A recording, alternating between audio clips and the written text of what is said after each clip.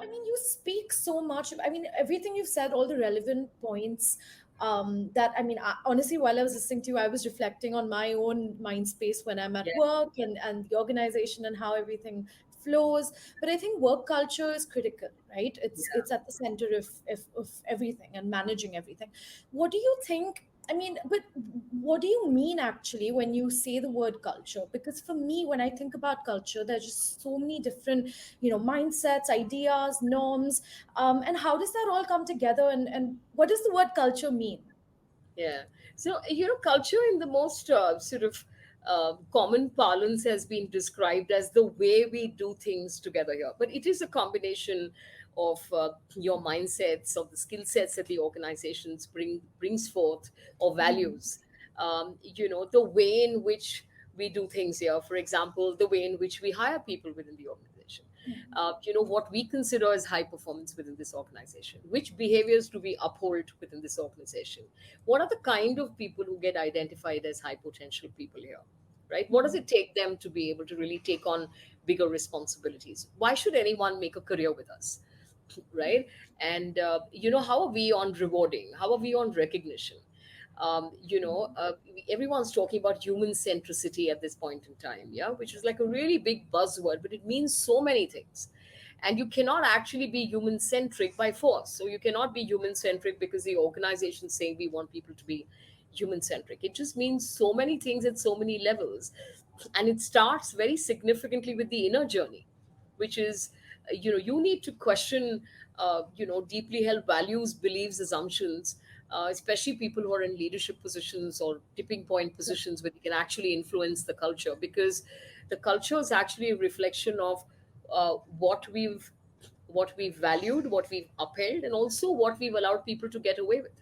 So if we allow people to be able to get away, with the downside of behaviors, it also means that we are allowing for the organization, to normalize behaviors which in most organizations that are seen as functional, these would not be easily accepted. Also, what does the organization say? You have absolutely fabulous stuff on the websites of all the organizations, yeah, their vision and their mission, and what are their values, and what leadership behaviors do they expect from people. And I think the first lens that you actually need before putting up any of these words, because I understand that a lot of ad agencies or perhaps communication agencies advise them on what words to use and how to express themselves, which is all great verbiage. But the idea is that it falls flat the minute you don't see your leader uphold this. And so, what are the mechanisms of people who are in leadership? And if they're founder driven organizations, then the founders need to be able to demonstrate those words. And in the way in which we worked around this with organizations, is it's always works the other way around. What are you already doing? What are you good at? What do you really uphold? What has enabled you to succeed as an organization? We'll pull threads from there to be able to say that this is what we really value. And so, just copying another organization's values or competencies and all that is not useful. Even picking it out of a dictionary is not useful at all. There's a big price to pay for model intelligence. We cannot anymore, even if we did in the past, say things and now not have mechanisms to uphold it. So back to your question on culture, right? So mindsets, skill sets, which are authentic, which can be manifested. And can organizations change their culture? They can, by being able to talk about what they value now in the new economy. And that in the post-pandemic era, this is what the organization is trying to achieve. And if we didn't behave in this manner, we would not be able to succeed. One of the organizations that we were working with on this high performance culture cascade asked us to do add on a segment around what we ended up calling the god of small things. And the go to small things. So to all these mindsets, skill sets, and they were basically executing industry 4.0. And so they had a lot of, they had technology stacks, they had a lot of customer centricity, sort of programs. They had a lot of other mechanisms in the manufacturing which were going to manifest value in a very interesting manner, in the way in which they had not basically got the customer, the manufacturing, and technology to speak to each other in such a meaningful way. And we had created a set of mindset, skill sets that came up organically in the context of the new ecosystem that they'd actually created. And yet they came back saying, would you be able to, because we'd picked up many behavioral challenges that the organization was struggling with. We'd looked at what was working, and we'd also looked at what was not working. And we'd been very appreciative in that orientation, because we do are great proponents of positive psychology and you know the whole orientation around appreciative inquiry. Yes. But so we kind of had fair amount of data on things that people struggled with in their culture. And so we included something called the god of small things. And the god of small things was simply things like how responsive are you to each other and to the customer? Because if you're not even responsive to each other, we're wondering about the customer, right? Which is small challenges on returning calls, for example. They appear like really small things, but they're not. They have huge ramifications. We don't answer a call when it's the customer at the other end. And here we wanted to be able to build in the respect for the internal customer, which is, why would you not return a call in the same day? Or why would you not respond to messages the same day? Even if you don't have the time to be able to respond to all the emails you have, can you have something brief that goes off to all of them saying, I'll come back to you, give me a day or two? Hmm. But just not being responsive is not acceptable. Also, little things like, for example, not accepting a meeting request if someone gave you a meeting request. Not letting people know in case you're not going to be meeting timelines that you have committed to. So this very organic style of, you get what you get and we'll do what best we can do kind of culture. And that no organization that behaves in this manner with each other, and is going to be capable of being able to uphold high standards or world class standards of customer centricity. Yeah. And I think we opened up that dialogue, and it has very dramatically changed things for that organization, because they've gone from having a 5% market share to an 11% market share in a growing market. And I think so much value is just, and I'm talking about value in the value creation sense, is embedded in our everyday behaviors with each other, and what we give ourselves the permission to do or not do in our transactions with each other. And I think that just addressing that and taking that really seriously can go a very, very long way in the context of being able to build a high performing culture. And so, high performance culture is our forte, and we do this with a lot of organizations. It requires the appetite to be able to deal with discordant information. And a lot of that discordant information is around what we're tolerating, what kind of bad behavior are we tolerating here, what can leaders get away with, what do people managers do, which is not the most conducive thing to do for high performance. What are we doing, whether intentionally or not, which is resulting in people underperforming? And I think it requires you to be able to ask and reflect and admit to a lot of this. And I must submit here that the organizations that are willing to deal with that discordant information are truly the learning organizations, and they're the ones who benefit the most in the market.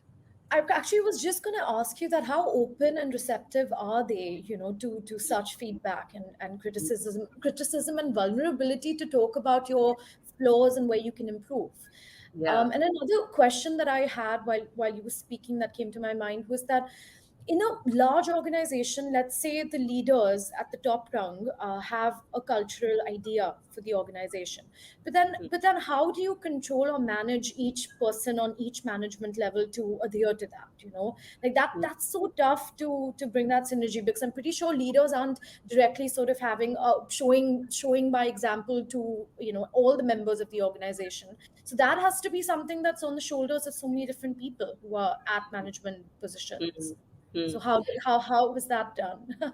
Yeah, so you're asking, how do you kind of cascade this and influence so Yeah. many people across the organization? So I must tell you here that, to begin with, I think it requires some wisdom to know that culture is important for value creation.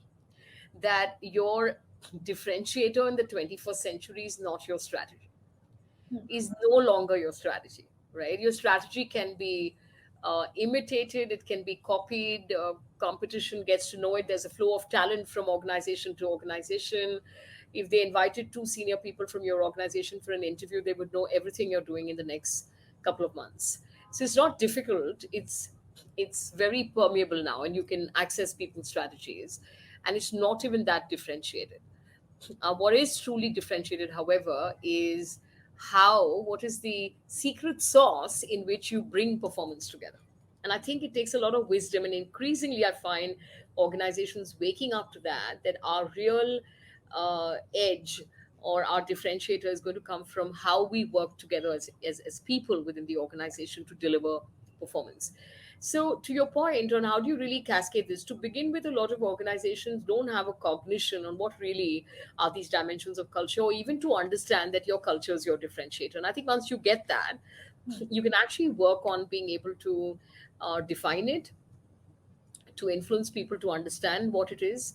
I think the fact that you create a linkage between how you behave manifesting into performance is a very important connection. That it's not something that we behave is not in a different space to where we perform. Where we perform and how we behave is highly interlinked to each other. And Yes. that we win in the marketplace because we all behave in a manner with each other. So, for example, I'll take the challenge that you have around collaboration. Yeah, I mean, if I were to pick one challenge which we're seeing every organization talk about, uh, and they have no qualms, to your point, on showing vulnerability, Hmm.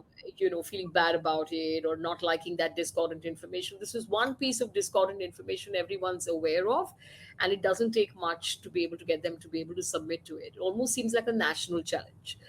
It's important to be able to reflect on what's causing this. So oftentimes in the organization, the rhythm in which the organizations even sets goals, they're allowed to set goals as individual departments or functions. They're allowed to execute as individual departments and functions. Their rewards are as per individual departments and functions. And yet the organization is crying out loud for collaboration. So collaboration is something that needs to be managed. God needs to be managed where it matters for people to understand that there's no performance here within the organization that happens on its own in a department or function. But there are high interdependencies, and that we'll call out those interdependencies early in the game, not de facto when the year's over and you say, "Oh, I wish the teams had collaborated better."